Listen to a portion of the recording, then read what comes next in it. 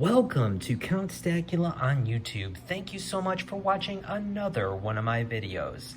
Today, we are talking about graded modern bullion coins and my experiences sending coins in to get graded with NGC.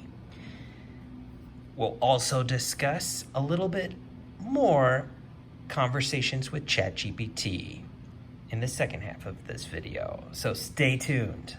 Let's get into it. All right, so I'm totally winging it. I can't even remember what's in all these boxes. So it's totally off the cuff. And here's where we're gonna start. Looks like this is my mostly Libertad box, but let's take a look. All right, what do we have here?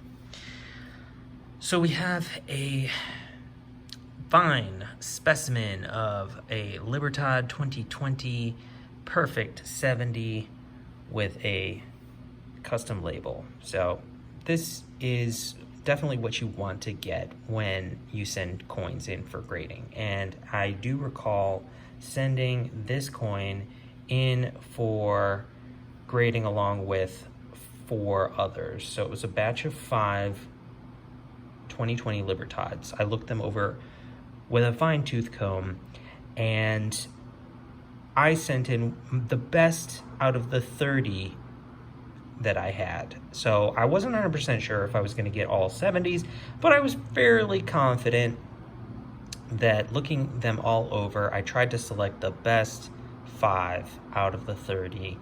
And what did I end up with? Well, I got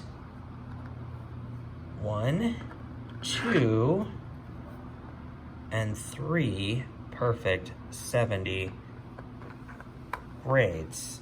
I think somewhere in this box, or maybe somewhere else in my collection, perhaps over here. Yeah, here we are. You'll see I got a 69. And there was one more 69, and that one I have since sold. So I believe, I don't know if I'm selling this one. I think I'm selling this one on eBay currently. Pick it up while you want to get a 69. I'm hanging on to the 70s just because that's what you do when you get coins sent in for grading. You hang on to the 70s. I mean, you know, as a collector, that's the game. You don't buy graded coins outright. Typically, I wouldn't recommend buying graded coins outright because obviously you're paying for a premium, but not everybody wants to go through the hassle of sending coins in for grading, waiting potentially 3 to 6 months to get your coins back. Yeah, I can understand why people would want to pay a premium to avoid all of that. And then, let's be honest, it's a gamble. What are you going to get? Is it going to be a 70? Is it going to be a 69? Or is it going to be one of these crazy NGC-X coins that will result in a perfect 10 grade or a almost perfect 9.9 grade that NGC-X is bringing out. I don't know if you've seen these loot boxes that they're promoting, but that is definitely a great selling tactic that both NGC and teaming up with that red box is doing. That's definitely a great marketing strategy. Round of applause to them, although I don't think it's very good for us collectors. However, if you are going to buy a graded coin, well, this is what you would want to do. You would want to buy a perfect 70 if you're gonna buy one.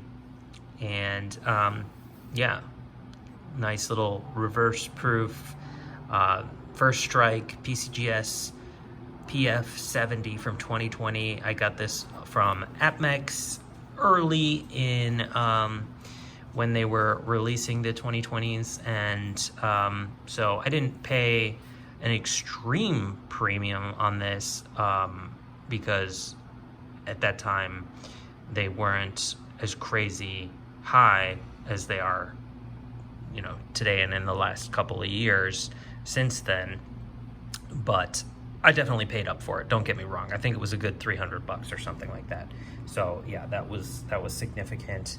And the one that I sent in for grading, well, yeah, I got a 69. So I bought this raw, I sent it in myself, and I looked it over. I did not see any flaws whatsoever, but I still got the 69.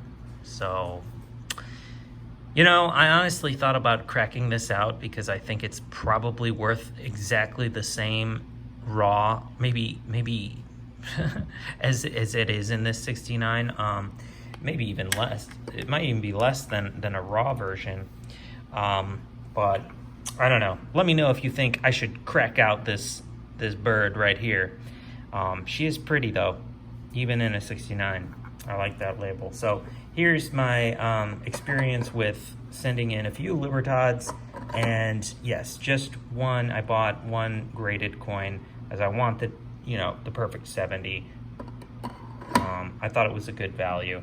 Let's take a look at some more graded coins that I've sent in, and let's stick with Libertads since that's what we started with. And you might be wondering, what the heck is this? Believe it or not, that this is actually a 3D printed coin box that I custom made for this pair of coins that you're about to see. And you may or may not be familiar with NGC oversized coin holders.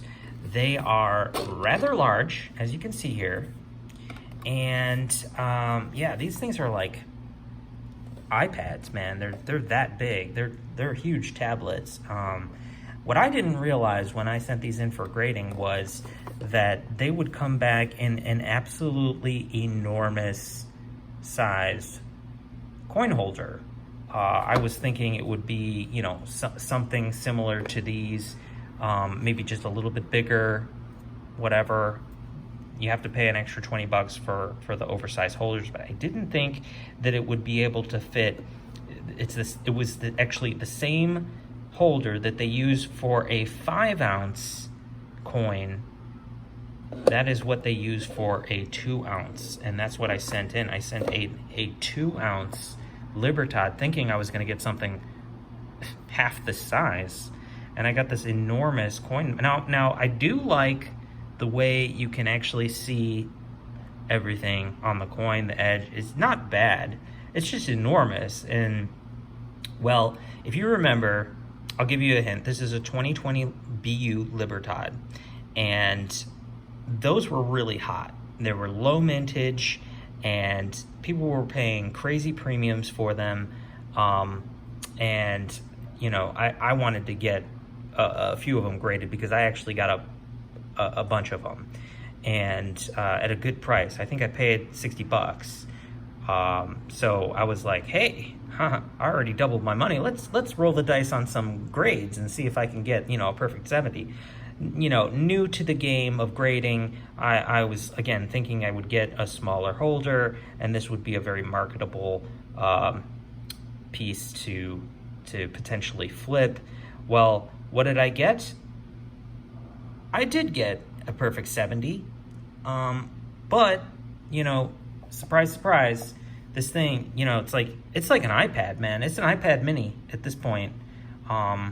It's probably worth as much as an iPad mini as well, or close to it, close to the value of an iPad mini. Well, it better be, because it's taking up that much space.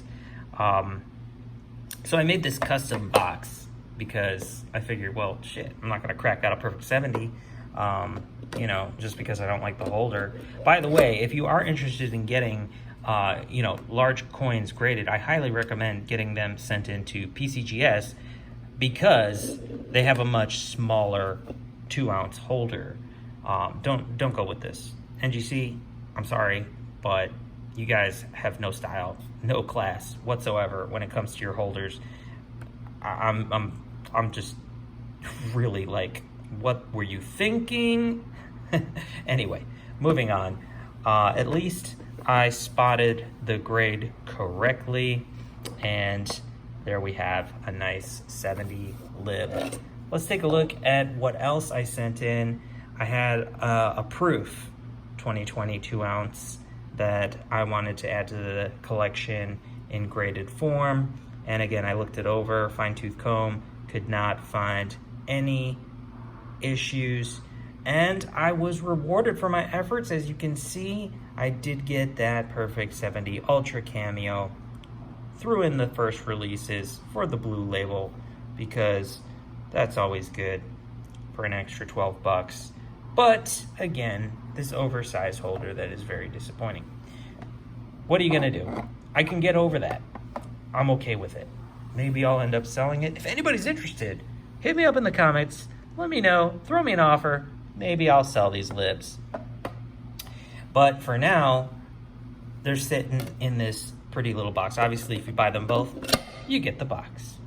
But this will be the only two coins, the only 2-ounce coins that I ever send to NGC, because this is a lot of plastic for a 2-ounce coin. I mean, let's be honest, that's ridiculous. Moving on.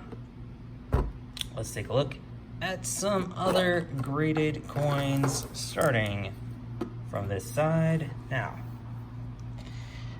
again, I'm not sure what we're looking at here, so let's just take a look. We got a Morgan. All right. Now, this is just your common date, MS63, you know, brilliant uncirculated Morgan silver dollar. Nothing special here. But why is it special to me?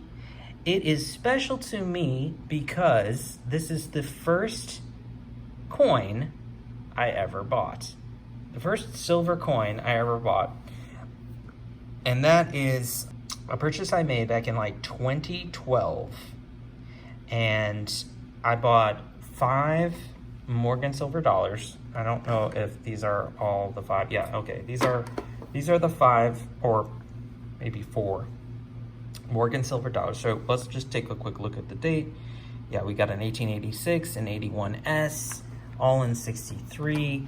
And at that time, 1884 I paid probably, I can't even remember, but I recorded it down a few years ago as a purchase at 50 bucks, because that's what I could remember. I paid 50 bucks each on these, and that was probably overpriced at the time, but obviously they're worth a little bit more than that today, so that's always a good thing. So 1887, yeah, so I got 4 Morgans and I got 1 Gold Eagle.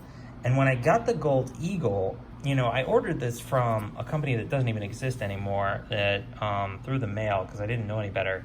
And while I didn't overpay for what I got, I was surprised that they sent everything in graded slabs, including the 1-ounce gold coin that I bought at that time for roughly $1,200 back in 2012. And by the way, it was a MS70 Eagle from 2009.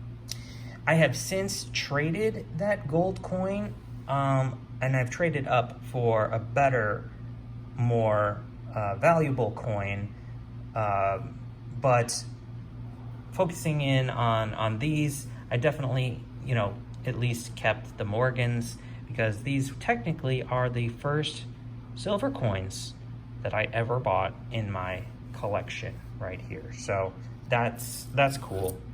But I didn't know they were coming graded, but I'm glad they are. That's fine. Over here is something that I bought recently, actually, I'd say about a year ago. And to be honest, I bought it because I just wanted a high grade Franklin, and I liked the label. That's it. Simple as that. It was cheap. It was cheap. Dirt cheap. So, you know, I got it at auction, and I think I paid like $45 for it or something like that. So, I mean, like, you can't beat that. Like, come on. A 68? That's a high grade. Even though it's a late date, right? 63. Still 90% silver, high grade. One day, these things are going to be worth something, because, I mean, a 68 is pretty rare. I mean, it's not a 69. You can find 69s. I'm not saying this is a rare coin. It's not a rare coin. Don't get me wrong. I'm just saying, like, I think with the label, it's a nice coin. It's a nice silver coin, modern. But yeah, I wanted one clean Franklin, you know? All right, so now we're getting some good stuff.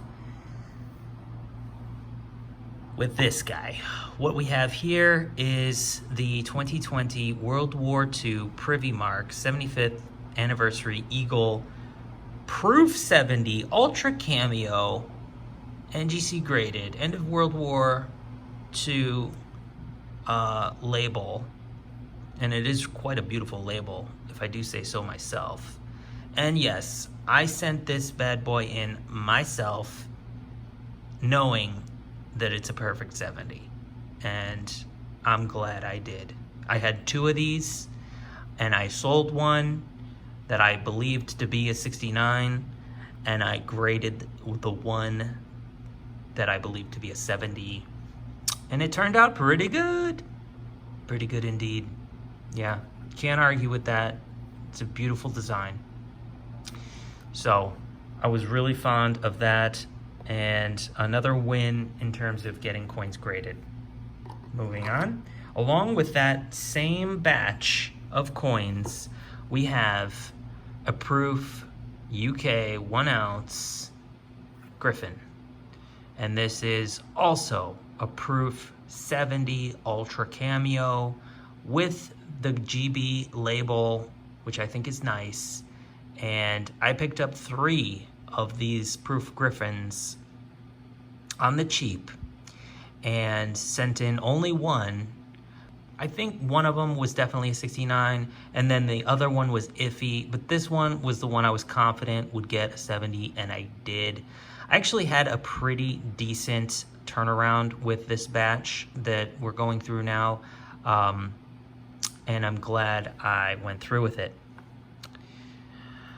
Let's take a look at what else we got. Another proof. As you can see, this is a St. Helena coin, and it is the Una and the Lion, second in the series, one of, I think, 1,000. And what did we get? Yeah, we got that perfect 70.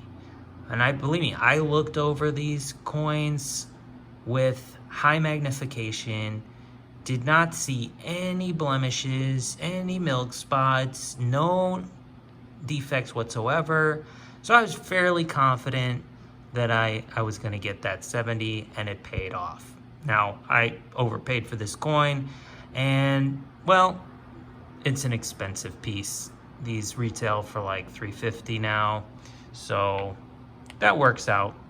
I'm not sure if I'm really making much money on that one, but it certainly helps that it's a 70, and it'll stay in my collection until it sells. Moving on, we have some reverse proofs from the US Mint. This guy is from the 2021 reverse proof collection that came out, and this is obviously the type 1. And what did we get? We got another perfect 70. So that came out great. I bought 2 sets of these, and I sent in all the coins. To me, they all looked perfect, but what happened? Well, you're about to find out. Let's start with the good news. The good news is that both of my type 1s were perfect 70s. Okay. What's the bad news?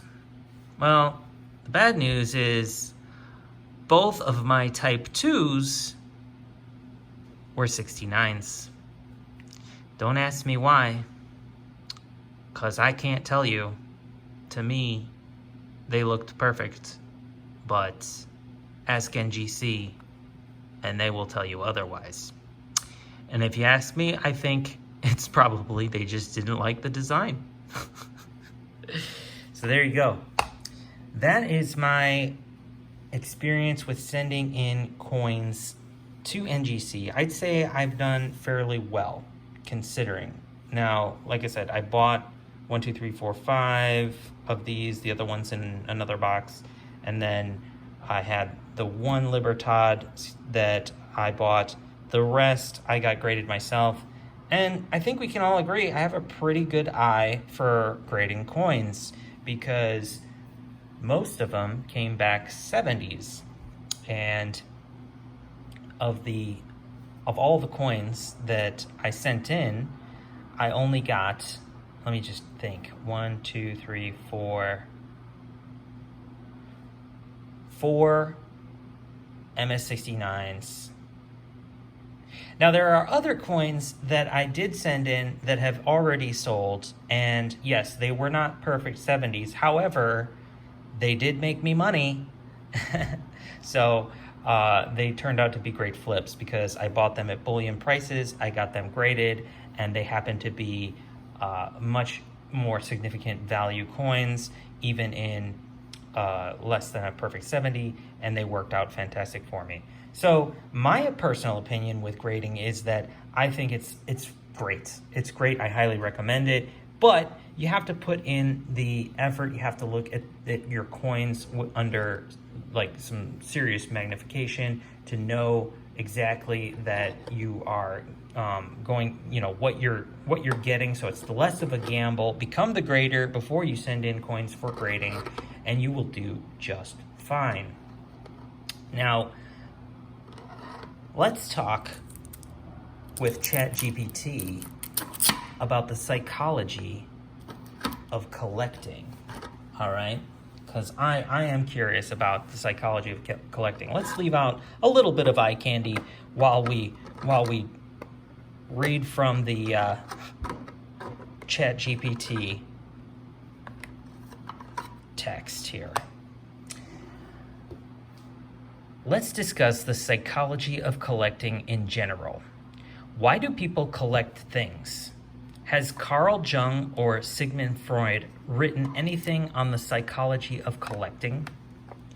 Could you summarize their ideas in a short essay with intro, body, and concluding statements as if it were written as a conversation between the two authors?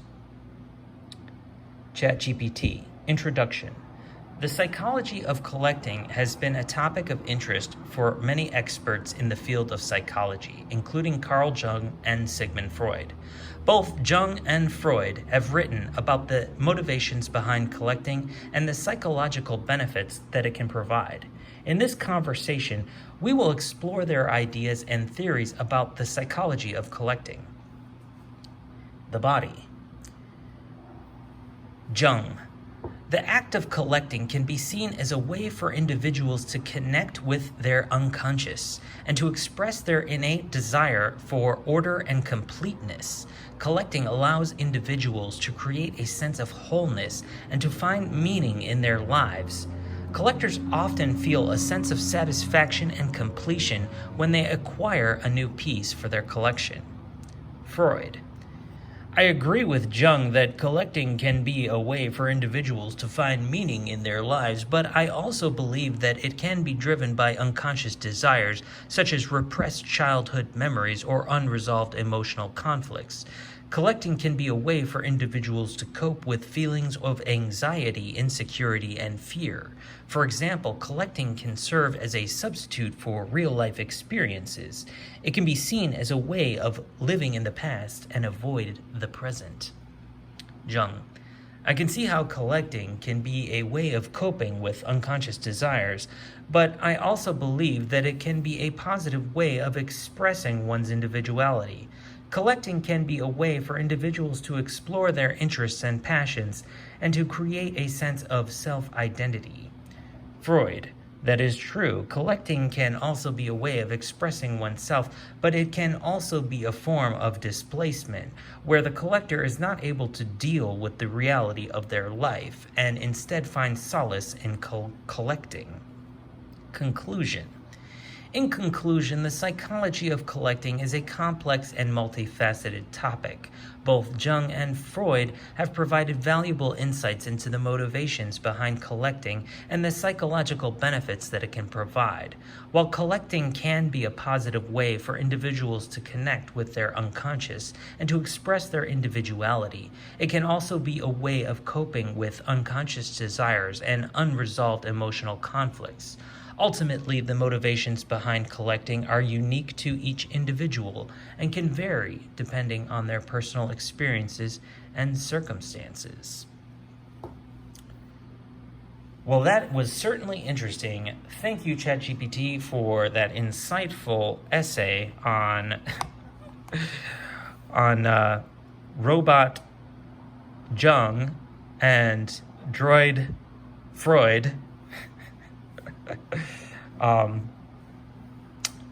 What a delightful conversation. So what do we think about collecting in general? Not necessarily talking specifically about coin collecting, but collecting in terms of its psychological motivation. So it seemed as though Carl Jung was looking at it from a more optimistic point of view, where collecting is one of those interests that basically for individuals to tap into their unconscious, express their desire, fulfill that deep, desire to complete something, and find wholeness. Whereas Freud looks a little bit more in the form of repressed emotional conflict from early childhood and perhaps insecurities, anxiety, or fear. So they're actually almost opposing theories. So I think this is actually, it was a pretty good question to pose for the ChatGPT, and pretty interesting to, observe what if scenario if Jung and Freud were to have a conversation amongst themselves about the psychology of collecting, because it's actually a topic I've been trying to do some research on myself. And well, I think I should probably throw in my own personal opinion since we're discussing it. And I think in a lot of ways there's a little bit of truth to both of those theories. On the one hand, we tend to say to ourselves as stackers that we're doing this for safety. We're prepping.